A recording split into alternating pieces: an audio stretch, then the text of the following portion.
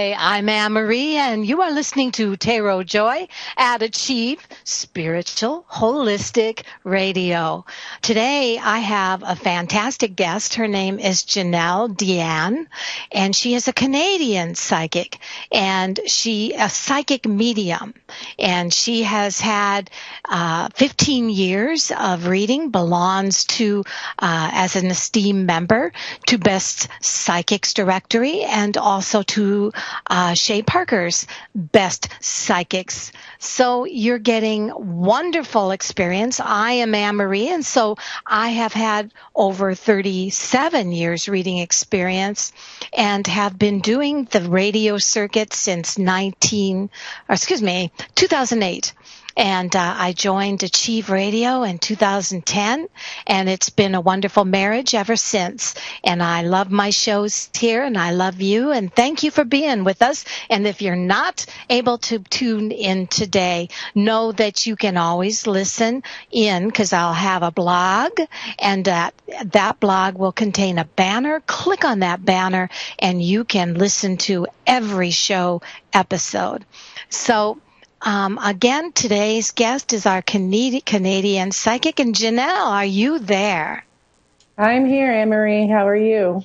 I'm doing good. How are you, baby girl? And we had some Skype issues there, and I am, but you're going to be amazing anyway.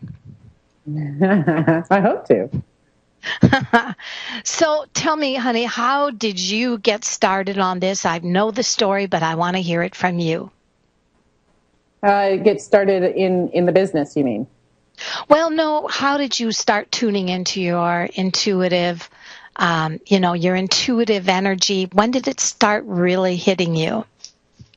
I've had it since I was a kid. It really started hitting me into my 20s, the hardest. But I would say between mid to late teens is when I really realized that I had something that, I tried to hide. So coming into the 20s, and now I'm into my 30s, it's definitely become a profession for me, and just something I love to do as long as it's for the right reasons and helping people. And didn't you have a death in the family or something? Did I miss hearing that? Or yeah. When I was 30, my brother was killed in a car accident, and it was from there that I really saw how this gift heals.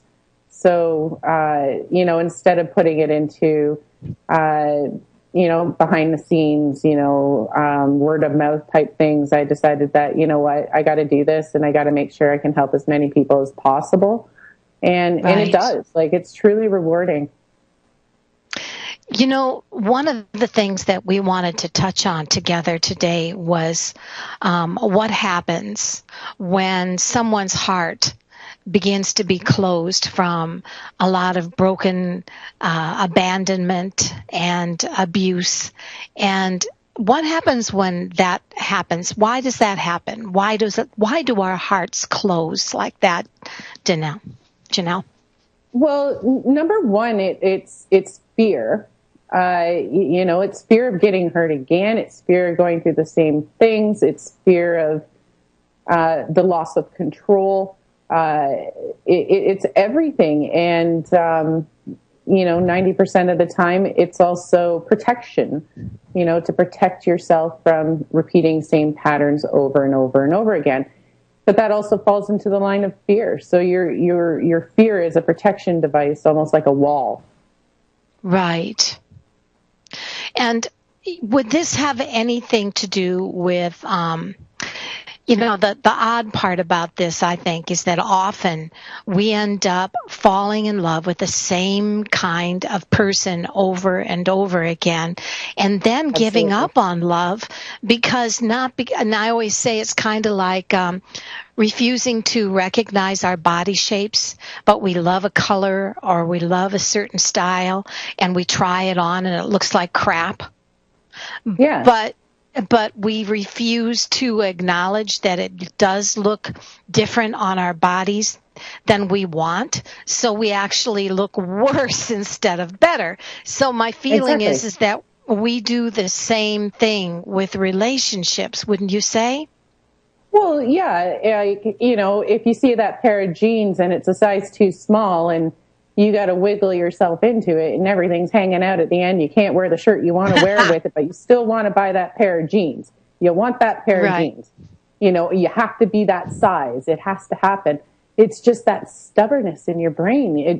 You've got to learn, okay? Like, it needs to fit. And that's what makes it comfortable. When pants fit, they're comfortable. When relationships work, they're comfortable. It just works. But there's a lot of people that are going for the relationships that don't work, or they have a hard time speaking up about what isn't working because they're, number one, afraid to say something, afraid to lose, and afraid to move on. Right. And part of that moving on also, like you said, is not only the fear of loss and the fear of failure, and being abandoned by the people that we keep looping into repeated attraction to because they fit us like those jeans when we were younger teenagers. But the older we get, even though we're much wiser, we're still falling for that old style. Exactly. So when people, right. Yep. Go on. Kind of going into that, it's just that we're going to repeat patterns as long as we're not comfortable with ourselves. We're going to keep going for the same things in order to find our own security. You grew up in an abusive family, you grew up with an alcoholic parent. For some reason, a comfort is alcohol or abuse. And the thing is that ingrained in your brain, ingrained in your heart, is that it's not right. And the stubbornness behind it is that I grew up with this. I can handle it. I can change it. I have enough love to give. But the thing is, those relationships are beating you down. It's not healthy. It's not for you. It's for them. You're not here to change anybody. You're here to live your own life. So, and then we keep a lot of times ignoring the right one because they don't fit into the mold of that creates that sense of anxiety we grew up with. Well, most people, it makes them feel alive. If it was too easy, am I living? Like the pain, there's so many things that you can go down into and compare this to addiction, stuff like that, where things just feel comfortable. You're miserable, but it's a comfort. And the thing is that we aren't born to be miserable. We're born to love. We're born to continuously move forward. We're born to have an amazing life, but we are holding ourselves back. The wrong person will definitely hold you back. I often say to my clients, I said, the wrong relationship is like stopping at a stoplight that never turns green. You're just sitting there. And I said, sometimes your partner keeps going and you're sitting back because you're waiting for him to come back for you. Or, both of you are just sitting there waiting for something to happen. It should always be moving forward. We have to move forward. We have to grow. That's what we're here for. To live, love, learn, and to be able to move forward in those movements and to love and to just smile every day. If you spend 5 minutes of your day happy and 23 hours and 55 minutes miserable, but that 5 minutes of happiness in that relationship, makes you think I can get 10. One day you might get 10, but you got to average it out. You're miserable. Like it's still the definition, put it in Webster's dictionary, is that you are miserable, so stop banking on what small part of that relationship was good. Look at the big picture, and people change. Relationships always start out amazing. They always do. Love. That is like, you don't know me. Yeah, you don't know them. It's easy to put on a mask. It's easy to play a role. Even actors, like those movies don't last forever. They can play whatever they want to play. But the thing is, eventually over time, those masks come off. The acting stops. You start to feel, start to get to know the real person. Stop banking on who they were in the beginning. Look at who they are now. Live in this moment. If you're not happy, pull back. Pull back. Find yourself. Get your feet on the ground and be happy. So would you say that that's how people, and I understand totally what you're saying, but when we talk about people with a closed heart that have learned how to pull back so much that they stop learning how to trust love, I know that for women, a lot of times guys are like that. It seems to me that guys that get hurt, they wound a lot deeper sometimes than women do. Oh, I totally agree with that. And right. And the feeling is that then women have to contend with the enigma. Some women learn that they only have a fascination for wounded men, or for men that they feel are complex because that they're hard to understand or hard to get their trust. And then it begins to be a cycle where they become the therapist. And the therapist always ends up losing the man, I think, because she always ends up being the one that's trying to heal the broken winged bird. But then the broken winged bird gets healed and flies away, or goes to the next bitch or the next woman that loves boot camp love.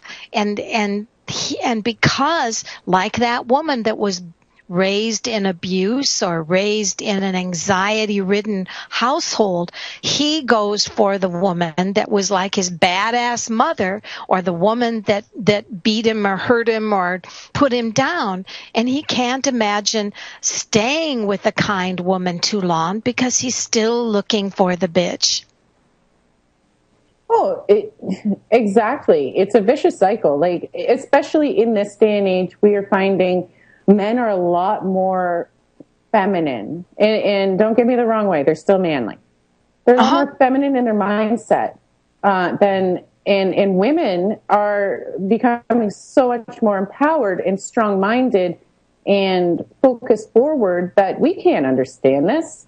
Like this guy is hurting. Okay, he's pouring his heart out to me. Okay, this is a good guy. Well, no, he's hurting. He's pouring his heart out to you because he wants a hug. He wants your mothering. You're not his mom. Right. You got to learn that what your role is. You want to be the girlfriend, have him treat you like a girlfriend.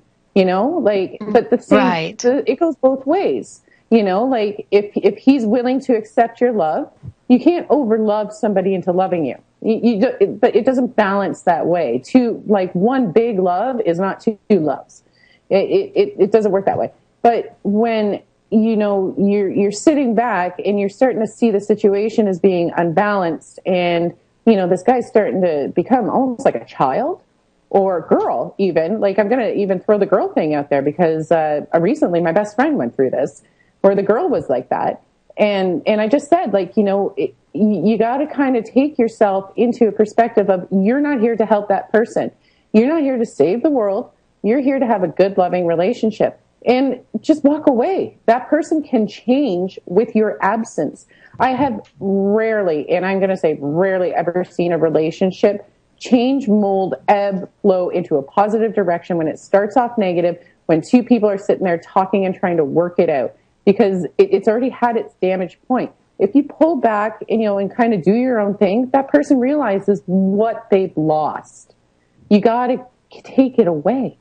Because if you keep giving, it's like, a toddler walking through a grocery store and crying because of the candy, and you give them candy. The next time they do it again, you did it to yourself. You gave them the candy.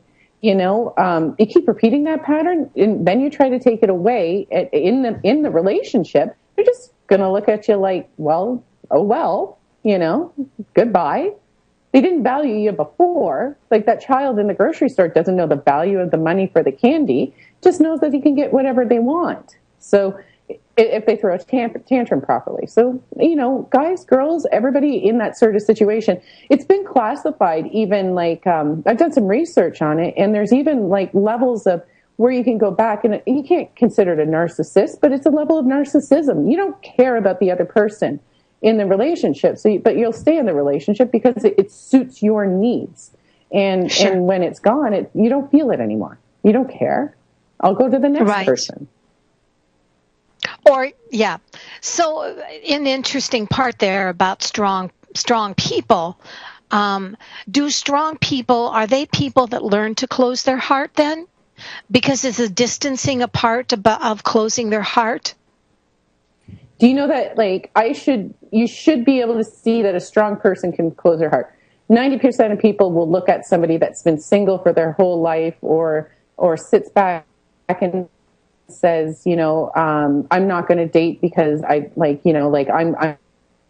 good enough on my own, stuff like that. We will look at them as strong. In my eyes, they're weak. They don't have the strength to continuously put themselves out there. They don't have the strength to deal with themselves. Right. And you also said something about that I thought was very interesting. You said, as humans living in this generation, we have learned that relationships are disposable, yet we are still fighting a yearning for monogamy. Tell me about that. Well,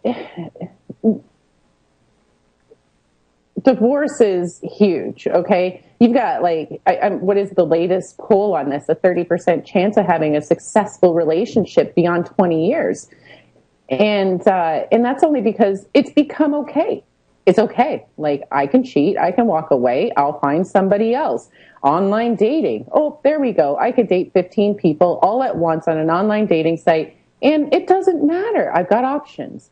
There's too many options out there. And it builds, and I'm going to say it builds a narcissistic society. Even social media. I love social media. I love it. But at the same time, it's creating too much contact, too much distraction. We aren't paying attention the way we used to. We're not looking at the person and going, saying, I love you. We're looking at our phones, or we're looking at our TV, or we're saying, I love you through text message. We were born with, I'm going to say, 6 senses. We all have intuition. So we're born with these gifts that we have. In order to truly be in love, we got to envelop them all. You got your sight, your smell, your touch, the sound, the feelings that you get from these people. You've got all of these things that build these amazing relationships. But what are we doing? We're hiding behind phones, computers, and maybe even a note left at the end, at the beginning of the day, like, as you go to work. Where did communication go?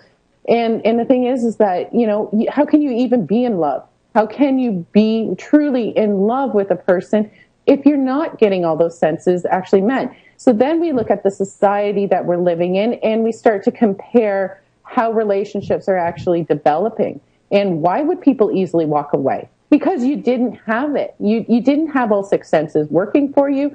There wasn't a true connective bond. You weren't, you could spend a weekend together, or once a month, or once every week together. You're going to build up on it. You'll do whatever you do. Then you walk away, and your main relationship is over text. That's not real. So let's say that happens. How do we get over a relationship and move on? You say getting over a relationship is much like getting over a death.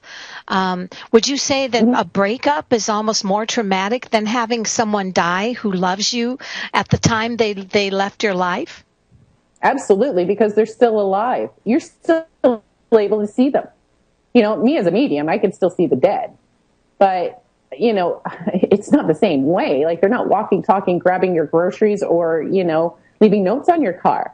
You don't pass them every day. You don't see them at the gym. You don't, even at work, something like that. Or even if you're driving down the street, you don't pass their car. It's harder. It is so much harder to get over that.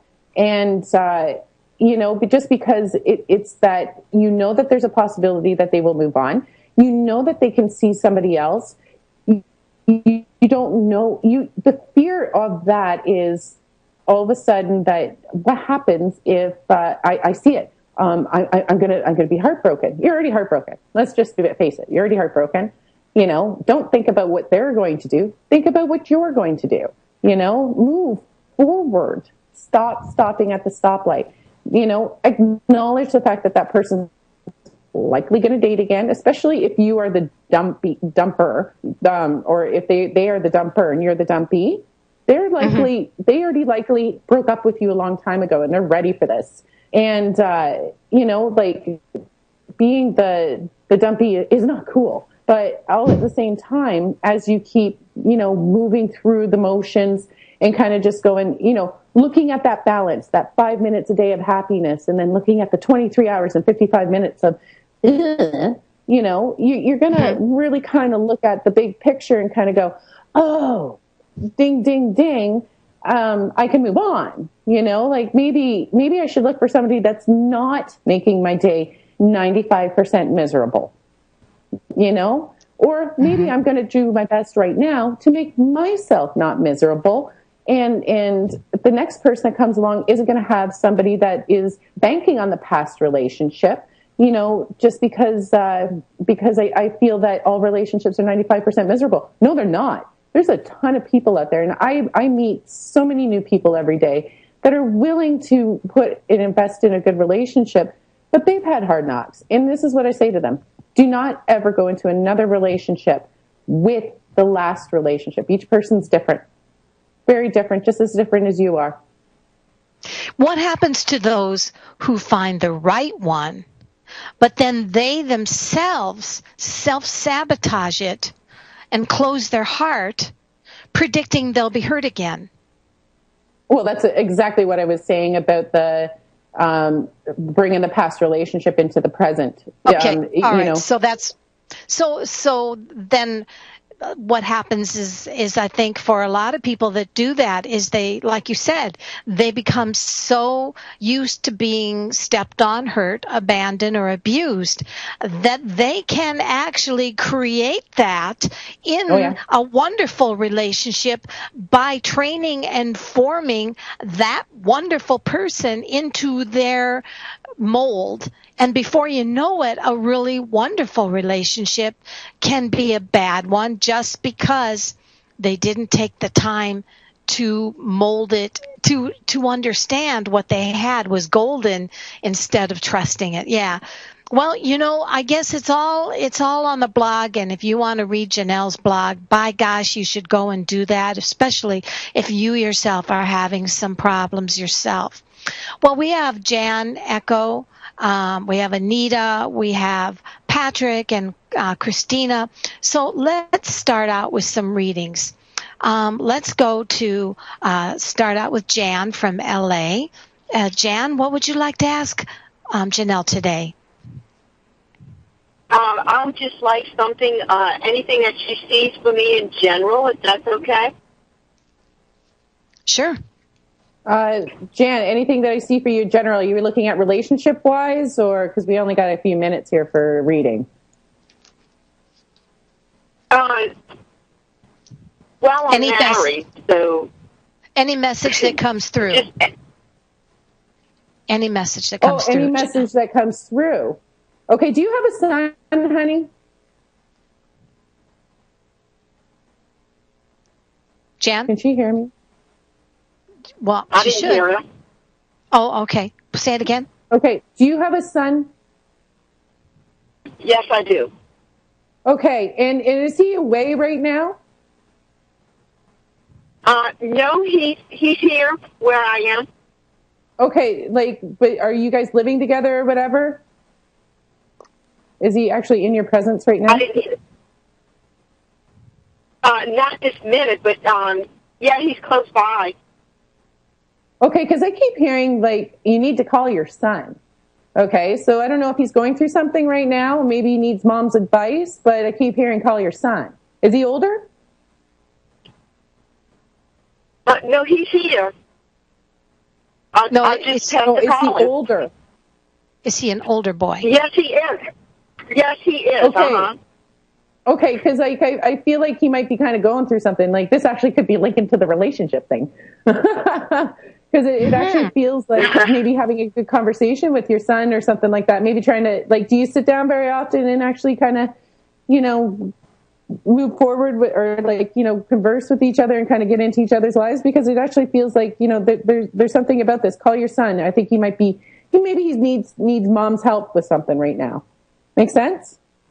Okay. I will definitely give him a call. There you go. Just to see how things are going, or maybe he misses you. Hey, you know what? That's what just sounded, as quick as I have to do this, that's what sounded out right off from the start. That's a good one then. What I'm looking at, Jan, says that keep on being patient about something, a dream, about a goal that you have. Your reading says that you have had something that you've wanted to do for a long time now. And for whatever reason, there may be a best friend or someone close to you who doesn't necessarily see eye to eye with your dream. Your reading says that that dream is related to something that you've wanted to do a long time. It isn't something that takes a lot of money. It isn't something that takes a huge amount of education. It's more something that you have the ability to do, take a class on, do something. A youthful dream and make it part of your senior life. Interestingly, that also shows in my reading a son, but there is a feeling that for whatever reason, he has his eyes on a goal in his own life, and that for whatever reason, he may need you very much right now, as Jennelle said. But whatever you do, be a good role model. Teach him that he can't be lost in stuff that isn't working out for him. Show him that mom can pick herself up by the bootstraps and take action on dreams or on something that you've always wanted to do. And make sure that you tell him how you're going to be able to leave some space open for change and moving in a new direction. It might help him. Okay, I'll do that. Okay, thanks, Jan. Thank y'all. Bye-bye. Bye-bye. Bye, We have Jan. Mary from Boston, and she says, hello, Jennelle and Ann Marie. I want to move forward to find a relationship. I don't have a problem attracting a man. I just want the right one. Do you see a relationship with good sex? Thank you. From Mary from Boston. We can see what Mary likes. Okay, first off, Mary, what I'm picking up with you is that you have to really kind of look at what you actually want out of a guy. Because I actually get a really strong personality out of this woman, like very, very independent. So I almost feel like it's almost so strong in this sense that she in a way is sabotaging her relationships with her own strength. She's still a woman, like be the woman, take compliments, stuff like that. I don't feel that you have a hard time picking up, but at the same time, I feel like you are attracting men that just like I'm really my hair wants to pull out because like I feel like we're once again back into this whole needy sort of, because you're a strong person, you're attracting these guys that turn needy, or they aren't listening to you, because I feel like you can be very demanding, okay, or commanding as far as what you want, and we can go into the whole bedroom thing, but I'll leave that aside. Do I see that for you? Absolutely. But and I don't ever tell a single person to back down on what they want, but communicate it. Communicate it, and listen to him at the same time. Sometimes your approach would be how you go about that. Like talking to a man is very much different than talking to a woman. They usually use logic and stuff like that. But if you tell a man what to do as far as sex is concerned, they tend to get a little embarrassed, shy, emasculated, stuff like that. So looking into that type of thing, I actually feel like there's success around the man. Like you need to find somebody that almost is more powerful than you. That's the same type of personality. I feel like you want safety and security with this man. So, but not somebody that's abusive in the obvious way. And the thing is that I do see that for you, but I almost feel that you need to learn how to Soften. be submissive as well. Soften. Soften it up a Yes. little bit. I would say I'm yep. strength with her. I'm in agreement with that, Jennelle, because it shows that she has a little bit of star quality, a very charismatic personality. And interestingly, also, some partners see her as somebody that they would do anything for just to have a piece of that charisma, to have a piece of that star quality. But unfortunately, I don't really see it's them that is the problem. I think it's her. And my sense is that she can go cold on the people just exactly like you say that she's attracting. It's because she's so strong, because she's so dynamic that she's pulling in these needy people. And then she's feeling like I get weird thoughts, but the main thing I see is that she's looking. Yes. Yeah. She's looking for somebody that will be a little bit dominatrix of her, and yet at the same time she keeps bringing in the weaker guys who are amazed by her strength. Then she gets disappointed with them, and she says, is this all in bed? So I feel like she might, she needs to, I don't know how to say it. Yeah, but you're right, she needs to soften, but She needs a Christian Grey, somebody that's got just as much mental power and vigor and sexual strength in his mind, that he wouldn't take the energy that she has and take it as an emasculation. He'd take it as something that's like, this is an empowerment, this is exciting, this is amazing. So shades of gray. Definitely. Okay, we've got Echo from Oregon. Hi, Echo, how are you? Just fine. Great. What question do you have? Okay, so my question is that I've been friends with this guy for 5 months now, and I know that he likes me a lot, but I don't know if it's going to go more than a friendship. But I hope it does. And the thing is I just had an interview 5 hours away from where I live now, and it's toward more of where he's living. And he just moved there in August, the second week of August. And I got a job interview, and so I went for the job interview, and it's looking promising, but I was just wondering how you can see how if I would get the job there and see myself living there, and how our relationship is going to turn out. Well, so I was really reading the relationship thing first. Yeah, let's start with the relationship because we can only ask one question. Okay. I'm going to start with the relationship. Okay. You know how a movie has these amazing trailers and you go to see it and everything was just about the trailer? Yeah. Okay. It just feels like, it's great, but it actually feels like this might fizzle. Okay. For some reason, I am being told not long term, but that you guys should be able to remain great friends. There is a connection here, and I know it, but it's more on the curiosity scale because you guys get along so well. But at the same time, it doesn't feel like it's going to be the great romance, okay? It doesn't feel like, you guys are gonna create a Brad Pitt love story. It does feel like you are going to be in the same vicinity as him.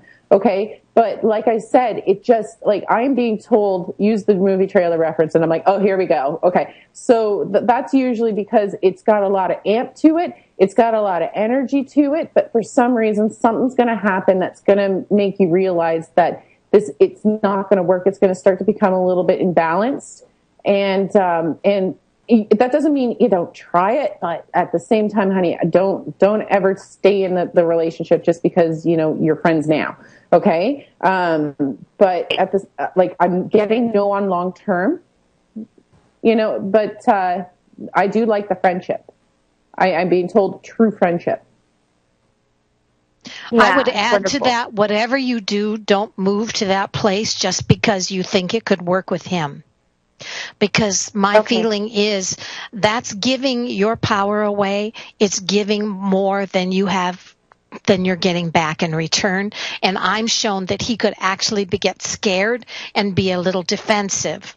So my sense is get to know this guy from a distance before you even, the move is totally possible. The job is totally possible, but leave him out of the equation. Don't move because he's there. My sense is that actually it may have a reverse feeling to it, that you may feel that he actually becomes a little bit paranoid having you too close. I think that you need to work on your relationship or work on your friendship for a while before you make any great move. And certainly move for the job, not for him. Yeah, thank you so much. That's clarification. Thank you. No right. problem. Okay, we're going to go to Christina from California. We have 19 minutes left and about 4 to 5 readings. So Christina's in the Skype in quick, and she says, I am in the process of applying for a position that seems close to what I am looking for. Wondering if you can get any insight on this one. The company's initial is M. Do you see M or something else coming altogether? Any insight would be great. So Christina, California, wants to know if M is coming into her life, a job. I think I'm going to be a Debbie Downer today. Debbie I'm Downer? actually getting not this time. But I do feel like you should keep applying for this type of position. I keep thinking not this time. And because I'm getting a heart-sinking feeling that goes with this. All letters aside, I listen to the overall outcome first. It does feel like it does feel like everything. You are the best candidate. It just doesn't feel like it's going to go in your favor. But I keep hearing not right now. So even if there's delays in this process and stuff like that, like, I wouldn't be going up to my boss, honking his nose and saying sayonara right now. I would just be kind of sitting back and kind of really looking at the big picture of things. I absolutely, and I'm going to tell you this right now, absolutely feel that you are 100% qualified for this. It's just that I feel like there's a letdown that goes with this as well. And I keep hearing not right now. I would agree 100%, Jennelle, because I have that she's very good at what she does, but there is a sense that there's castles in the sand coming through for me, and that the feeling is that this company is it's not all it's cracking itself up to be. So whatever you do, understand if you make an impulsive choice to leave for this company, it does not seem that you'll be happy because they are not what they are portraying themselves to be. So don't leave for castles in the sand. All right. So we'll go back to Debbie Downer day. I think it's the rain. I got rain here. I don't know about you. Well, we've had nonstop rain over here, so we're going to go to Anita from Michigan. Hello, Anita. How are you? Hi, Jennelle. Hi, Ann Marie. Well, I'm not doing too good today. I'm still really lost and in emotions, and one of them is I was going to be going back to Arizona from Michigan with a guy named Danny. And I just until I have my life in order, and I don't know how to speak to him about my feelings. Can you give me any insight on this? This once again, you're hitting it from a fear standpoint. If you're not talking to him about your feelings, it's because you're scared about what the outcome is. But what about your outcome? Not the outcome, your outcome. You need to talk to him about something, but your outcome right now is misery. And you just got to really kind of look at that. You're not 100%. So two people being 100% is 100%, right? Like, it's a great relationship. But if right now you're scared to actually say what you need to say because you're afraid he's going to take it the wrong way, number one, if you're afraid he's going to like walk, let him freaking walk, because that's not a great relationship. Number two, it's how you approach the situation too.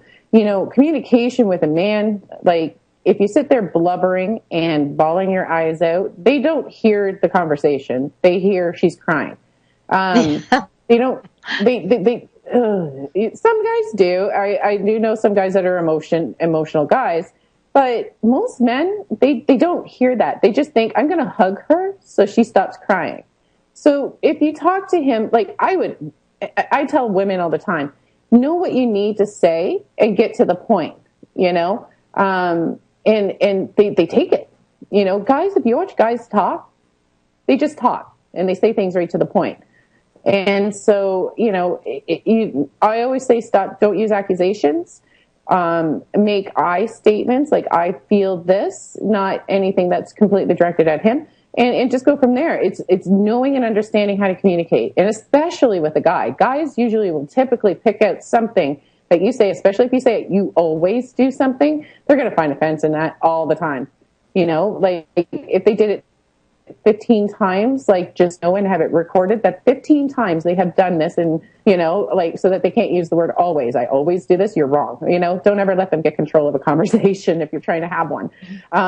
But you need to be able to do that. And if you do it without an emotional standpoint, they understand pretty good, and then walk away. There's no question about it. You never defend truth. You don't sit there and sit, if this is the way you feel, don't sit there and try to defend it. It's how I feel, point blank. Can you work with this? Like, what can we do to come to a conclusion? Just don't let anything happen that bullies you out of your feelings. It's true. It's valid. It's there. So understand that. And then, if you're feeling like the conversation's going awry and that things are starting to get heated or emotional, walk away. Cooler minds prevail.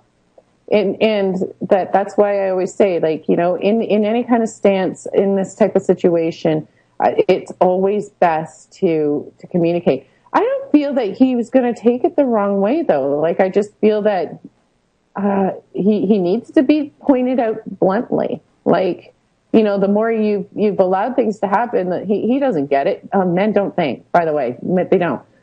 Typically, like, they're not over analysts on certain situations. So he might not even be seeing your cues. So it's probably best that you just say it. This is the way I feel, and that's what he needs.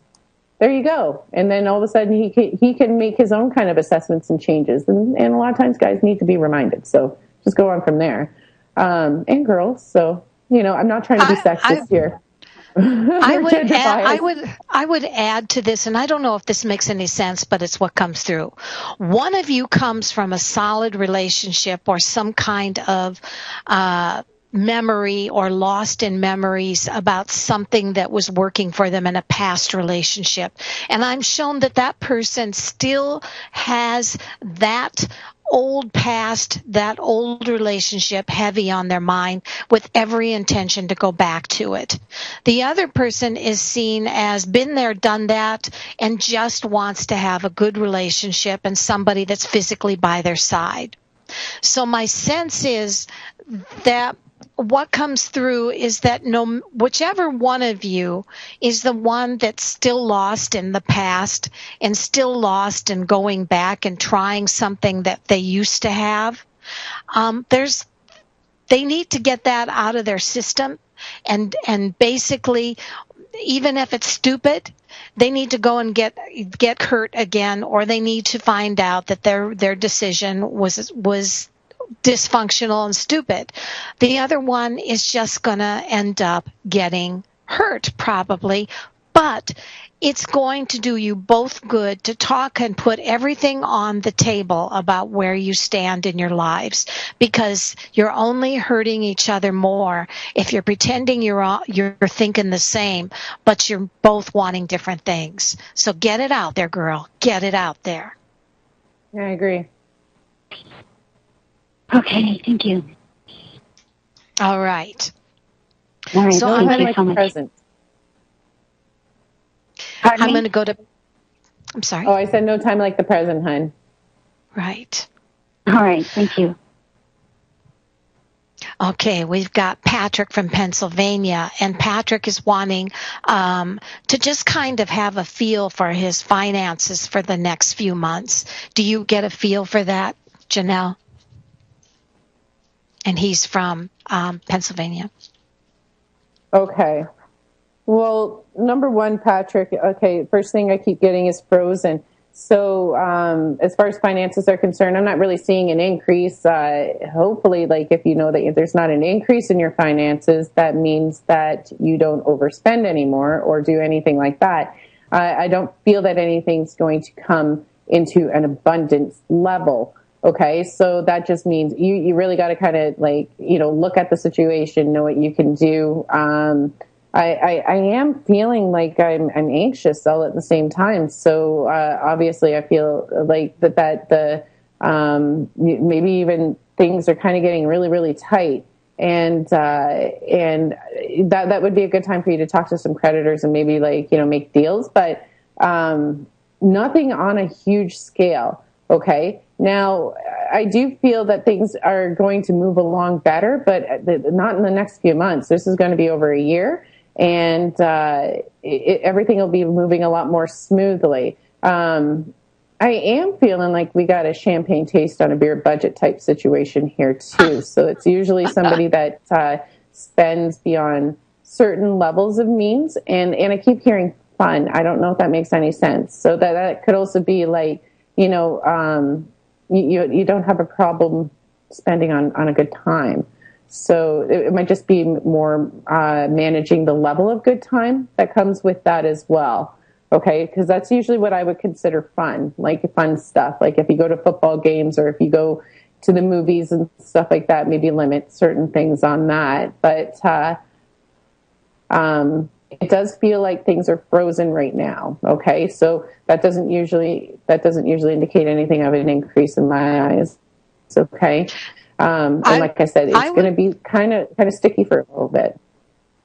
I would add to that Patrick's reading comes out that he is convinced he's going to be a winner, and that he has a spiritual agenda in becoming a winner. But what made me laugh was when you said champagne taste on beer money or whatever. I think that the problem is that though you are having these dreams of being successful, Patrick, be sure that you don't create financial crisis for yourself by trying to create the image of greatness before you can afford it. I've been picking up on a car with him too. Are you getting a car? I don't know. Are you talking to Patrick over? Anything that's got to do with facade. Just the sense that he may be trying to. He does have this strong sense, and they say manifesting is attitude. So it's not that the attitude of manifesting isn't there. It's just be very cautious that while you're manifesting, you're not pretending it's happening right now. You know what I mean, Jennelle? Yeah. And that's wait for it to kind of be in hand before you start spending it. Right. Because it does feel like things are just kind of sitting on hold right now. That doesn't mean that you're never going to have something that you're manifesting in your life. It just means that don't predict the manifestation and put yourself in a hole, because it'll change a lot. Right. Some people think that if they buy the fancy car that puts them in debt forever, or the fancy house, that's going to make people receive them better and faster, when actually it doesn't at all. All right. It's still materialistic. It does nothing for you. Right. Ashish from California. Hello, Ashish. How are you? Hello? Ashish, are you there? Hello? Yes. Hi. Hello? What question? Yes. Oh, hi, Ann Marie. I called in, I think a couple of months ago, I called in for my wife, and then at that time you mentioned that she would get a job in May, and she ended up getting a, temporary contract job in May. Uh-huh. So that turned out to be good. So I wanted to ask for her again. Her name is Swati, and do you think any signs for her getting a full-time job for her soon, or? I'm not picking that up immediately. Not immediately? No. No, but eventually, yes. Just not immediately. I am getting a yes on the situation, but just not immediately. The thing is that does she not travel, or do you drive her? No, actually, she drives on her own. Okay, is she too scared to go outside of the city or outside of wherever you're living? Because it feels like there's a better opportunity for her outside of where you are. But I actually feel like it's being held back. Like she would want to hold herself back from doing that. Absolutely. Yeah, right. Yeah, because I think we have fear. kids, so. I see a little fear of change in her, as if she has some goals, but for whatever reason, she seems a little fearful of them. I'm only interrupting because we have 4 minutes left, Jennelle. Yeah. Okay. No problem. And so, my feeling is that you're going to have to be patient with her because of the fears that she has of either working outside, working for something that she isn't sure about yet, or maybe she needs to have some more education to be sure of herself about a job she wants. So I would be with Jennelle. I do not see her getting a job right away, mainly because she's not trying to change her situation that quickly. Right. Yep. Yeah. Yeah, it did feel like that to me. Thank you so much, Ashish. I'm so sorry we don't have much time left, and I want to be sure to get Jennelle's website and stuff, huh? Yep, sure. Thank you. Thank you, babe. All right. Jennelle, we have 3 minutes left, and I wonder if there's anything out of this whole show that we have that you would say that for sure. Well, our life is our life and our life alone. Anybody that comes into our life should be adding to the quality of our life. And when it becomes of negative value, think of it like anything else. It's just not good to fit in at that point. Okay. You got to remember, we are here to love. We are here to be continuously in love and to share in unconditional love. And, you can't be in that positive state of mind if you're being held back or pushed down by what you're currently going through. Same as, somebody that's going through heartache and saying, I never want to be in a relationship again. Find the relationship with yourself, but don't ever stop loving. Don't ever stop believing that there's something better for you out there, that there's somebody that, can love you. It's such an amazing experience. And, you don't want to ever turn back time and look with regret at what you could have, should have, would have had. Always be moving forward. Nothing wrong with love. It's the universal language. Thank you, Jennelle. And where can people reach you? At www.jennelledeanne.com. I believe Ann Marie knows my website, so she'll probably post it. Yes, I'll post that inside the blog. And please do check Jennelle's blog out, and you can see her talk on the closed heart today, as well as listen to the show again. I better get off because I have 10% of battery power left. I want to say thank you, Jennelle. We enjoyed so much, and tell you what, next time we'll do a new headset check. And I'm sorry I didn't get to do that with you. Yeah, no, that's fine. I'll figure it out. All right, love. Honey, take care. And anyone that wants to reach me, you go to thecallingoflight.com. Thecallingoflight.com. Thanks, Jennelle. Take care. Bye-bye. Thanks, Ann Marie.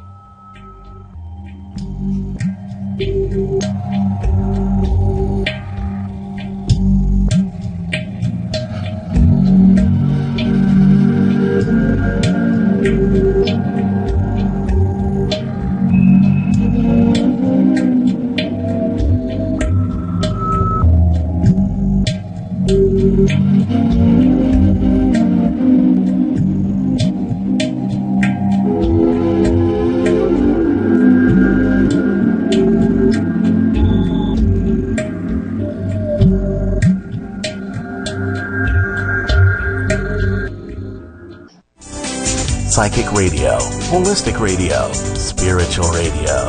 This is AchieveRadio.com. Follow us on Twitter at twitter.com/AchieveRadio.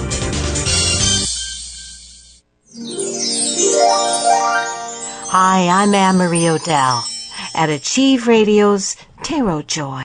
Come on upstairs. Grab yourself a tapestry pillow and get a down-home, honest reading with 30 years Master Tarot channeling experience. In addition, I will have a weekly spiritual guest from around the world. That's 2 readings per call for you. After the show, I invite you to come on over to thecallingoflight.com. I offer PayPal readings at 15-minute or 30-minute sections of time. All yours. To thecallingoflight.com.